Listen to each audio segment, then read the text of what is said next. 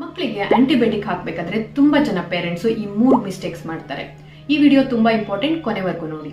ಮೊದಲನೇದಾಗಿ ಮಕ್ಕಳಿಗೆ ಜ್ವರ, ಶೀತ, ಕೆಮ್ಮು ಕಡಿಮೆ ಆದ ತಕ್ಷಣನೇ ಆಂಟಿಬಯೋಟಿಕ್ ನ ಸ್ಟಾಪ್ ಮಾಡ್ತಾರೆ.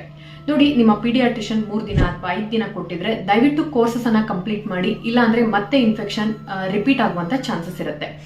ಎರಡನೇದಾಗಿ, ಯೂಶಲಿ ಲಾಸ್ಟ್ ಟೈಮ್ ಹೋಗಿದ್ವಿ, ತೋರಿಸ್ಕೊಂಡು ಬಂದಾಗ ಈ ಆಂಟಿಬಯೋಟಿಕ್ ಕೊಟ್ಟಿದ್ರು, ಮಗುಗೆ ಆರಾಮಾಯ್ತು ಅಂತ ಮತ್ತೆ ಅದೇ ಆಂಟಿಬಯೋಟಿಕ್ ನ ರಿಪೀಟ್ ಮಾಡ್ತೀರಾ. ಇದು ತುಂಬಾ ಬಿಗ್ ಮಿಸ್ಟೇಕ್. ಇದರಿಂದ ಮಕ್ಕಳಿಗೆ ಆಂಟಿಬಯೋಟಿಕ್ ರೆಸಿಸ್ಟೆನ್ಸ್ ಆಗುವಂತ ಚಾನ್ಸಸ್ ಇರುತ್ತೆ. ಸೊ ಹಾಗಾಗಿ ಯಾವಾಗ್ಲೂ ಕೂಡ ಓವರ್ ಕೌಂಟರ್ ಮನೇಲೆ ನೀವೇ ಆಂಟಿಬಯೋಟಿಕ್ ಅನ್ನ ಹಾಕೊಳ್ತಾ ಕುತ್ಕೊಳ್ಬೇಡಿ. ಮತ್ತೆ 3ನೇ ಮಿಸ್ಟೇಕ್ ಬಂದು, ಆಂಟಿಬಯೋಟಿಕ್ ಹಾಕ್ಬೇಕಾದ್ರೆ ಡೋಸಸ್ ಅನ್ನ ಸ್ಕಿಪ್ ಮಾಡ್ತೀರಾ. ಇವತ್ತು ರಾತ್ರಿ ಹಾಕ್ತಿರಿ, ನಾಳೆ ಬೆಳಿಗ್ಗೆ ಮರೆತ್ರಿ ಅಂತ ಮತ್ತೆ ನೆಕ್ಸ್ಟ್ ಮಧ್ಯಾಹ್ನ ಹಾಕೋದು, ರಾತ್ರಿ ಹಾಕೋದು, ಈ ತರ ಮಾಡ್ತೀರಾ. ಕೆಲವೊಂದು ಆಂಟಿಬಯೋಟಿಕ್ಸ್ ದಿನದಲ್ಲಿ 2 ಟೈಮ್ ಹಾಕುವಂತ ಆಂಟಿಬಯೋಟಿಕ್ಸ್ ಇರುತ್ತೆ, 3 ಟೈಮ್ ಹಾಕುವಂತ ಆಂಟಿಬಯೋಟಿಕ್ಸ್ ಇರುತ್ತೆ, ಮತ್ತೆ ಒಂದೇ ಟೈಮ್ ಹಾಕುವಂತ ಆಂಟಿಬಯೋಟಿಕ್ಸ್ ಗಳಿರುತ್ತೆ.